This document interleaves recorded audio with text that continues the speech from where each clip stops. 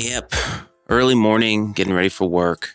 Thinking about the sneaker community a little bit. First of all, I want to say thanks to everybody who responded to yesterday's video regarding the shout outs about content creators in the community.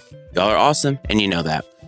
What was I thinking about this morning? Or as Cody Rhodes would say, what do you want to talk about? I was thinking about the Air Jordan. The Air Jordan turned 40 years old. Excuse me. The Air Jordan 40 was recently revealed officially in terms of pictures and ad campaigns and all that kind of stuff. And you saw some early pairs out there. I think famously Chris Broussard had the pink colorway that's going to be coming out. I actually think that the Air Jordan 40 looks pretty neat. Looks like there's some legit leather on it. We're not just getting all synthetic materials. There's a bunch of nods to the history of the Air Jordan. You see the tongue is from the Air Jordan 5 and other nods and things like that. But it got me to thinking about the Air Jordan line, because one of the reasons Air Jordan actually is so popular, one, because they have a huge history that is tied to what is arguably the greatest basketball player of all time. But what they also have is the ability to have colorways and silhouettes that are recognizable. They stand out from one another.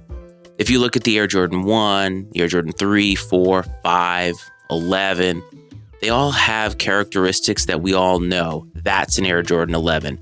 That's an Air Jordan 5.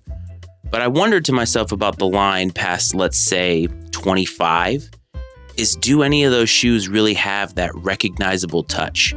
I think the Air Jordan 33 tried to make that a reality by having that weird lacing system. You remember the ones that Travis Scott did a collaboration on that nobody talks about? That was an interesting insertion into the lineup.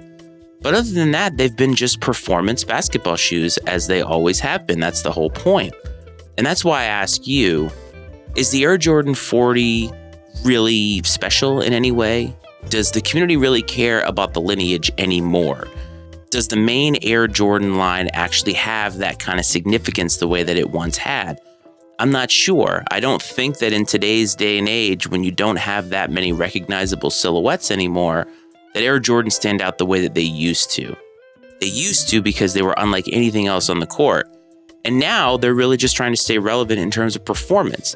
And while I think that the Air Jordan 40 does look really awesome, and there are going to be colorways that are going to make it look absolute fire, is anybody really wearing that with a fit? Or is that really all for the court? I would love to know from you. We're going to be seeing colorways debut in a few months, and we're going to see the official release out in September usually. And they're going to be releasing colorway after colorway. We're going to be seeing it on the court when the NBA season starts. And while I think it is a great addition, I don't think that the Air Jordan line, the main line, has the pop that it used to. Let me know.